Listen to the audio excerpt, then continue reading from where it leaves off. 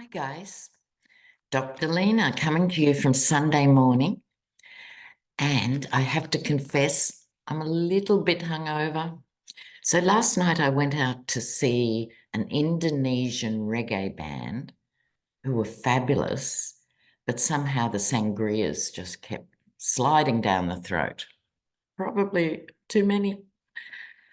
So I'm a bit slower than usual this morning, but I'll do my best because the show must go on.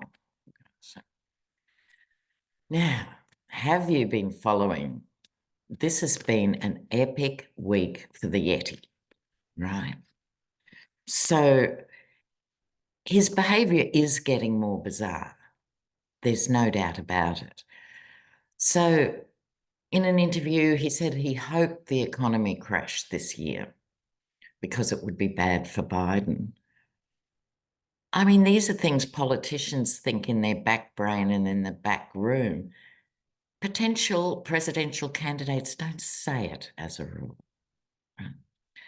And that bizarre thing he did, you know how he does the accordion with his hands. He was saying, China, they're sending this bad air from China and it's coming over here. Bad air, bad air. It was surreal, well, the bad air we all create from burning fossil fuels goes everywhere too. Air moves. It's a thing called science. It moves. Truly, truly. You can't actually believe it sometimes. You think you're watching a comedy version or something. But I want to give a big congratulations to Mary Trump, who has had a win in court, and now Trump owes, on top of his other debts that are climbing by the nanosecond, 400,000, I think it is, over his failed lawsuit against journalists and Mary Trump. Now, the problem for the Yeti is, in the New York case, a monitor has been appointed for his finances. I don't know about you guys, I'd sort of forgotten. So someone is in charge of distributing not so much his wealth, but his debts. So what I want to read on is, will the monitor be effective in distributing what's left of the money? Let's look at what's happening with the money generally, Because don't you love the billionaire that wants Gladys from Arkansas to send him $20, Let's look at the Yeti's finances. Here we go, here we go. Right. Oh, there he is. Oh, I'm not surprised. Look, it's the story of Donald Trump's financial life here. Surprisingly, it's not full of pentacles cards, which says something in itself. But here he is, Knight of Wands. This is him when he was younger, riding high and going from one lending institution to the next, and miraculously, he could only have become the man he is because he came of age in the 80s and 90s where debt was good, Wolf of Wall Street. People were crawling over each other to lend this guy money, right? So when he was younger, and he thought that was how the world worked. He thought it was because he was really smart. He thought, I'm the emperor, of course. So off he went in his chariot, burning through this money. Don't forget, he ran 3 casinos into the ground. How can you lose money from 3 casinos? Well, that's because you're working with the wrong people, in a sense, the wrong priorities. This could even be him and Ivana, because she was responsible for spending untold millions on tasteless furnishings for these places and things. But it was his behaviour then that let him run amok. The problem is now that's all come crashing down, right? The wine is being spilt here with this 5 of cups. I think he's actually out of money. I think he has a bit left, you know, but he's famous for not paying his bills. So he'll get another tasteless suit made and things on that level. But really, not much of the money is left. But, and this may astonish you, viewers, the false knight, he'll lie about his wealth. But here's the thing, this is where your lies and deceit catch up with you, because he keeps arguing in the case with Judge Ergeron that he had so much money, but he didn't pay taxes on it and it kept going up. So in one public sphere, he keeps boasting about how much money he's got. And then in another public sphere, oh, I haven't got anything. I need money from you. So you can't, it's a miracle he kept that going as long as he did, but you can't keep it going forever because it's so impossible to be ultra wealthy and totally broke within days or from the morning to the afternoon.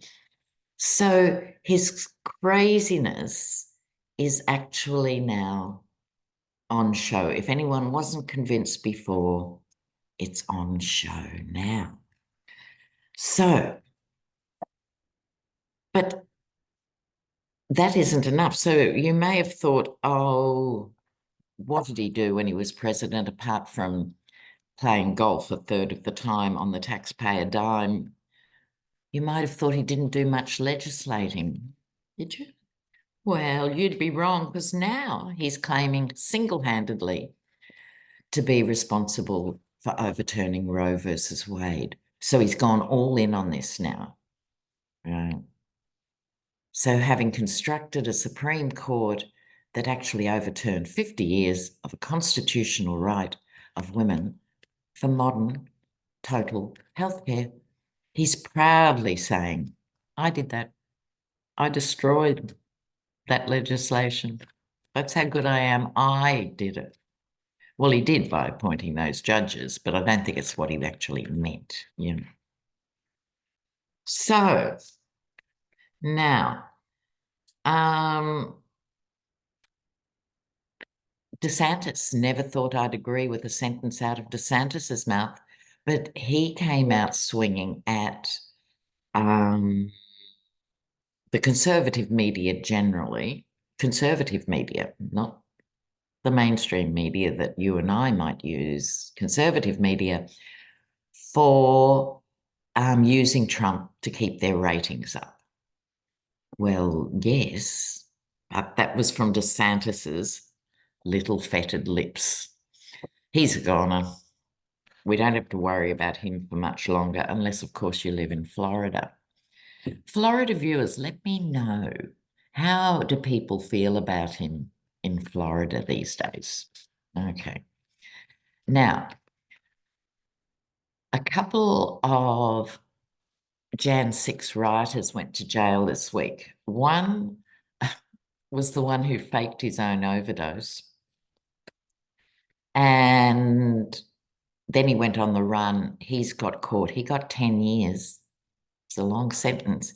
And then there was a Proud Boy, Cressman, who attacked law officers, and he got 55 months.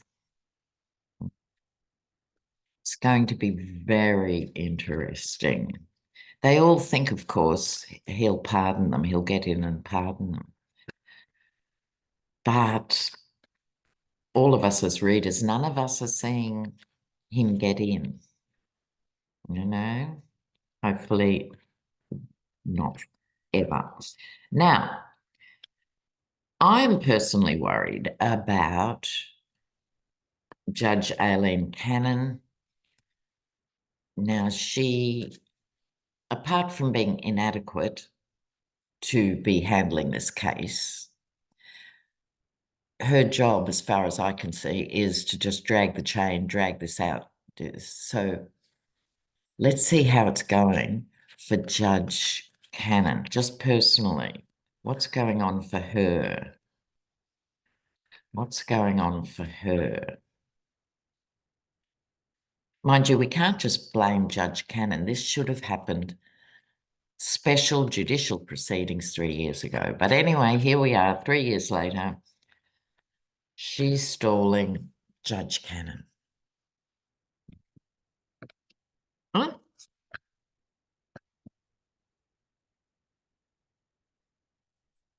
Oh, look. Now, I think other judicial figures are looking at her, and they should be. Because once again, do you remember early on when she was first appointed and she kept making stupid, klutzy decisions? She was criticised on the law networks and stuff, but she's still there. Her job is really to steal a solution from the American people. Her job is actually to, it seems, entertainment only YouTube. Her job is just to keep stealing the opportunity for justice in her courtroom. She is a judge, so what judges say in their own courtroom is massive. Here we have the Knight of Cups again in its negative connotation. Falsehoods. She'll keep making up fake reasons to do this. And this is a suggestion she got money. It might not have been a few million in an envelope in a car park. It might not have been that crude. It might have been, but it was her appointment to be a federal judge. Because I forget the numbers, but it was something like she's only spent 27 hours prior to this case, 27 hours presiding over a court. How was she even in the mix? Staggering. Anyway, so she's still there. I would love to see that change. Now, just while I'm chatting, the Supreme Court now has to decide on the issue of homelessness, which is huge everywhere. And homelessness has become such a massive problem because of failed government policies, governments failing to act, and greed in terms of corporate real estate and stuff has taken away the cheap housing in inner cities. There's a whole myriad of reasons. I could give you a 4-hour sociology lecture on the reasons homelessness is through the roof, including in Australia. It's a big problem. So some local districts are prohibiting homeless people from sleeping in public, as if life isn't hard enough. You know, you don't sleep on a sidewalk because it's fun, you know, like, and the number of children being raised in cars and things like that, you know, like just terrible. But do you remember back before Reagan, and it was the same in Australia, same in the UK, there used to be lots and lots of, we called them boarding houses. And so people who were down on their luck or had very little money, you could rent a room, and usually a scabby little room, no bathroom or anything. There'd be a bathroom down the hall, but it was a roof for very little money. And that kept a lot of people off the streets. And then they were all demolished and it became prime real estate, and the rest is history. But that happened everywhere too.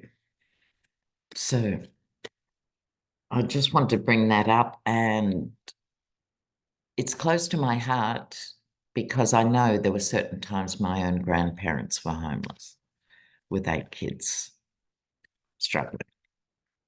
So lest we forget, and people can slide so easily into homelessness because the initial cost of renting a place is so massive, and then the rents are now through the roof.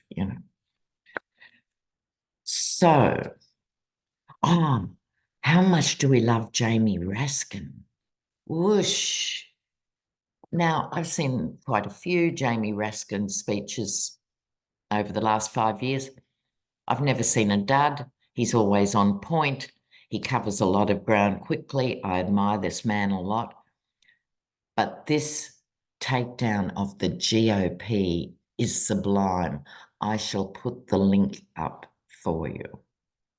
It's just the first 2 minutes. It goes on with other things, but the first 2 minutes, very special. So good. Now, there was one more major thing I wanted to talk about here. Oh, Nikki Haley's momentum, which is something that keeps me up at night. She was talking in Iowa recently, and it's obviously going to be one of her stump speeches. And it's about the forgiveness of student debt. Why should we pay for someone else to get an education? We are not a socialist country. She could have finished it with saying, only rich people deserve an education, but she didn't finish the sentence. She was in Iowa. She was making a point. Now, here's my thing. Again, it's a Dems messaging issue. I deal with people often who come to me for readings. Oh, I'm open for readings again. People want readings, email me. Email's under the video. I truly understand why a potato farmer in Iowa resents the idea of some kid somewhere else getting an education. Why should I have to pay for it? I get that thinking, but the Dems need to say, no, it was a rotten system that charged people compound interest. So people are paying like $200,000 for a $40,000 loan and so on. So the smart message would be, we're forgiving loans on those people who have already paid the equivalent of their student loan. In other words, they've already paid for their degree. They've just been punished by an additional 10 or 20 years of having to pay. It's a messaging issue. You've got to anticipate that resistance and explain it in a sentence. All right, so I just want to see, she seems to have a lot of momentum. Should we be worried? What's happening with Nikki Haley? Nikki Haley. And then I've got to go because I'm going to be on Hogarth very soon. So don't forget to go over there. Nikki Haley.